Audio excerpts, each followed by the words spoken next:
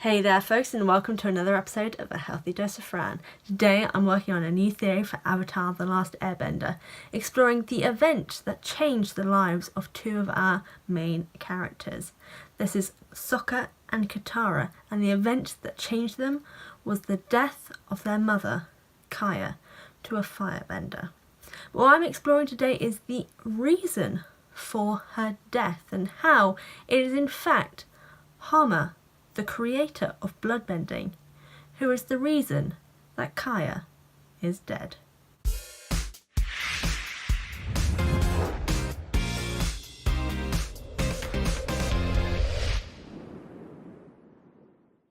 Now stick with me guys, because I do have lots of evidence and research as to why this is the case, but I did have a bit of help from Opal the Airbender, whose Instagram is linked down below. So again, thank you for your help, but to stop nattering on, let's get into the reason behind my theory.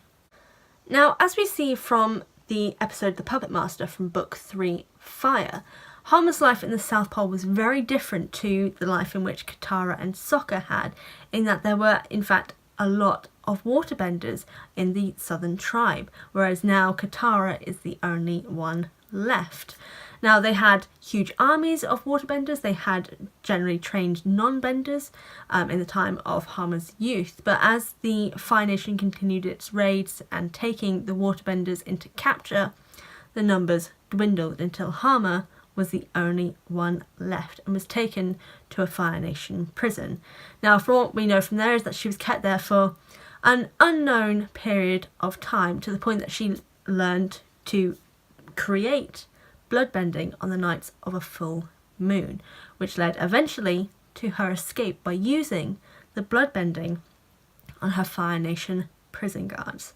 Now, this is where I believe the change in the Fire Nation's course of action towards the waterbenders, and particularly the Southern Water Tribe, changed. Now, this is the part that I think it makes the most sense, because from what we were seeing with the Fire Nation coming to the Southern Water Tribe is that clearly they were there to make sure that the Water Tribe had no defence. They had no waterbenders to be able to protect them, because obviously water and fire, they conflict with one another, so the waterbenders were more of a threat to the Fire Nation, especially considering that the Fire Nation were never able to actually infiltrate even the Northern Water Tribe, except for, as we see in Avatar The Last Airbender, in the Siege of the North. But it was this change from only taking them as prisoners and keeping them, as far as we're aware, alive but captive, changed because they saw that with Hama, waterbenders were in fact more dangerous than first presumed, because even without any water to use around them, they were able to take control over the firebenders and escape, and that terrified them. So what is the most likely thing to jump to from here? You know that waterbenders are far more dangerous than first thought. They were able to do something that was not conceivable at this point, and it's very likely that these firebenders didn't even know how she managed to get out. My first thought as a firebender wouldn't be, oh, she's clearly just bended the blood in my body. I would be terrified, because I would not understand what this is, because Hama is the only one who calls it bloodbending. She is the only one to understand what this element and bending ability is, and the firebenders are not. So what's more terrifying to an all-powerful nation and army? The unknown. So what do you do from there? What is the most likely conclusion to make? Any and all waterbenders must be eliminated.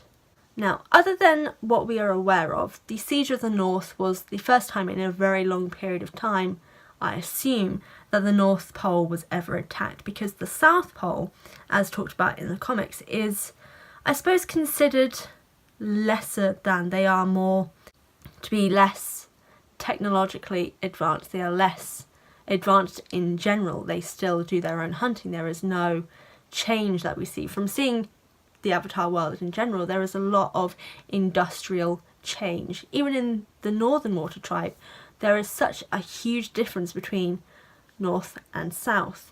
And I think that's why the Fire Nation continued to go after the South Pole to get their waterbenders, not only because it was an easier attack, because they had no fortifications, they had no defences, unlike the Northern Water Tribe, but I also think there was another reason by their continued attack and attempted genocide, really, of the Southern Water Tribe waterbenders, because Hama was a Southern Water Tribe bender, and she was the one who escaped, showed them something that was absolutely terrifying about waterbenders. So the logical jump from that is Southern waterbenders are a lot more dangerous, and they are the ones that need to be eradicated from the world, because we do not need this uncertainty. We need certainty that they cannot do this to us again. They cannot fight back. Now this is where we move to the death of Kaya. So we know from the attack itself that the Fire Nation, or the Southern Raiders in particular, were coming to the Southern Water Tribe to find the very last waterbender, because their sources said there was only one left. And as we know, the member of the Southern Raiders was interrogating Kaya to find out who the last waterbender is. And she said it was her, and that you should take her prisoner. His words are, "We aren't taking prisoners today." And as such, we are able to conclude from there that Kaya was unfortunately taken and killed for being the last waterbender. Of course, we know that Katara is in fact the last waterbender and Kaya was protecting her. However, I do believe that Kaya may actually have been a waterbender herself, as we know bending more often than not is passed through genetics, but that's for another video.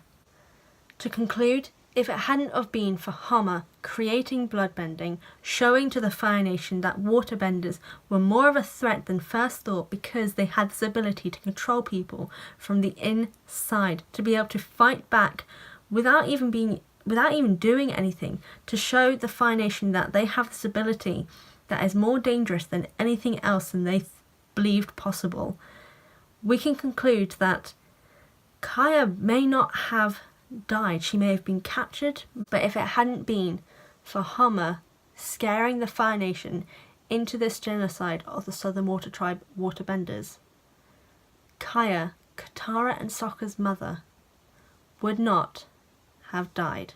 And also bloodbending as a whole possibly would not have existed at all. It may have come up at a later point, but it is very unlikely to have done so. And connecting on to Legend of Korra, Amon may not have even existed, but I may do another video to do with that.